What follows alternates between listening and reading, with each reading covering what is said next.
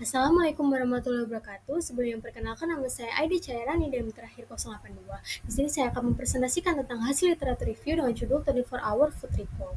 Nah, apa sih 24 Hour Food Recall itu? Jadi, metode ini digunakan untuk menilai konsumsi pangan seseorang dengan cara mewawancarai responden mengenai semua makanan dan minuman yang mereka konsumsi dalam 24 jam terakhir, mulai dari bangun tidur sampai sebelum wawancara itu dilakukan. Terus, apa sih tujuan dari metode ini? Pertama, yaitu untuk menilai pola konsumsi aktual seseorang dalam jangka pendek. Kedua, metode ini membantu menggambarkan rata-rata asupan energi dan gizi pada masyarakat. Yang ketiga, hasilnya juga bisa jadi dasar untuk studi epidemiologi gizi dan program intervensi kesehatan.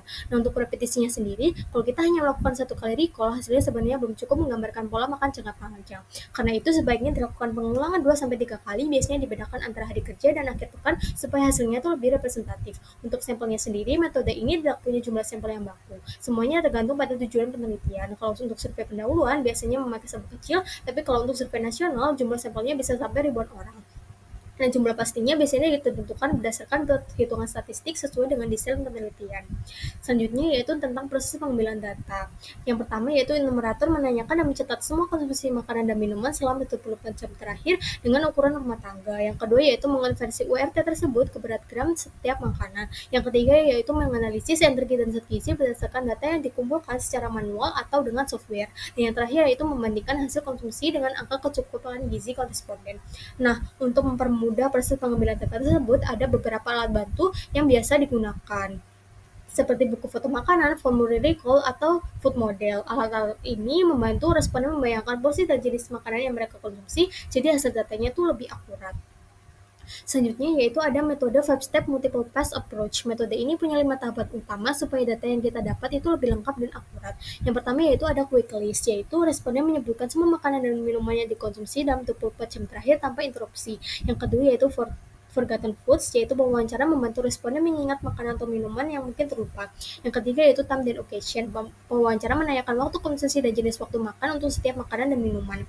Yang keempat ada Detail Cycle, yaitu wawancara menggali detail cara masak, merek, porsi, dan bahan makanan yang dikonsumsi oleh responden. Yang terakhir yaitu ada Final Fruit, yaitu wawancara mengecek ulang daftar agar tidak ada yang terlewat.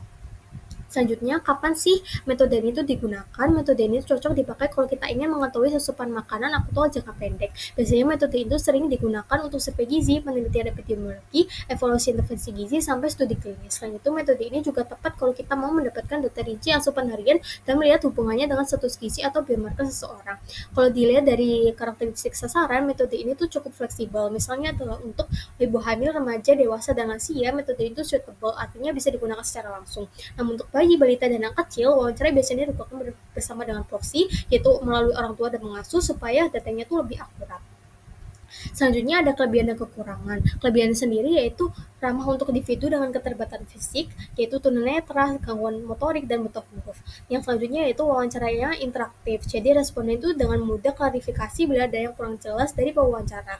Dan yang ketiga yaitu tidak memerlukan kemampuan literasi responden. Dan yang terakhir kelebihannya yaitu mampu menangkap variasi konsumsi pangan dan suplemen. Untuk kekurangan sendiri yaitu tidak representatif bila hanya dilakukan sekali dan membutuhkan enumerator dan software yang terlatih.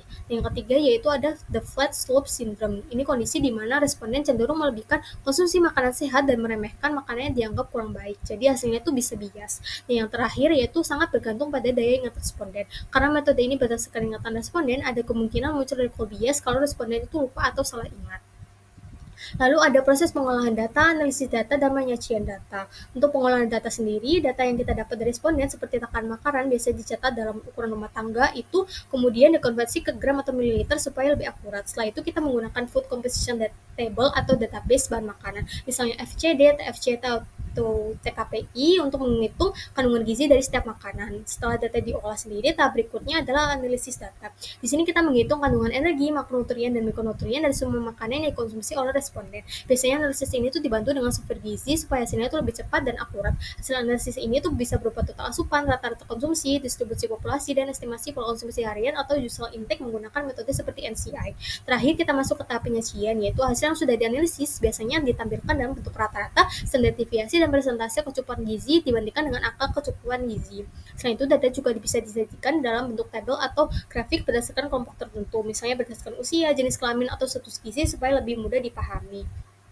Selanjutnya itu membahas tentang validitas dan reliabilitas dari metode 24-hour food recall dibandingkan dengan metode lain, yaitu Food Frequency Questionnaire atau FFQ. Untuk 24-hour food recall sendiri, validitasnya metode ini dianggap lebih valid untuk memperkirakan asupan energi dan kandungan gizi. Artinya tingkat kesalahannya itu kecil dan kelebihan hasilnya itu lebih mendekati hasil sebenarnya. Untuk reliabilitasnya sendiri, kalau dilakukan berulang kali, tingkat konsistensinya juga akan semakin baik. Jadi hasilnya bisa lebih mencerminkan asupan harian yang biasa atau usual intake. Namun kelemahannya metode ini cukup rentan terhadap variasi harian.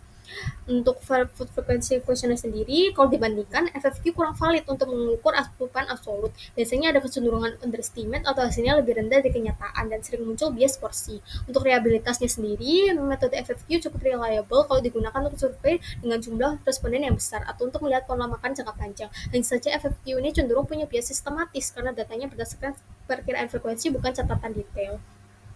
Yang selanjutnya itu beberapa jenis bias yang sering terjadi dalam 24-hour food recall serta cara mengurangi supaya data yang kita dapat itu lebih akurat. Yang pertama ada recall bias. Biasanya terjadi kalau responden lupa atau salah ingat makanan yang mereka konsumsi. Jadi cara menguranginya adalah dengan menggunakan enumerator yang terlatih, melakukan multiple pass interview seperti yang saya jelaskan sebelumnya, dan melakukan recall berulang kali. Yang selanjutnya ada interpretation bias, social disparity bias, terus random error, day-to-day variation, systematic error.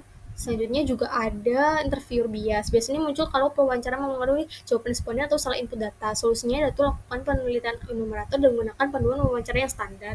Selanjutnya juga ada report bias, no responsive bias, dan selection bias.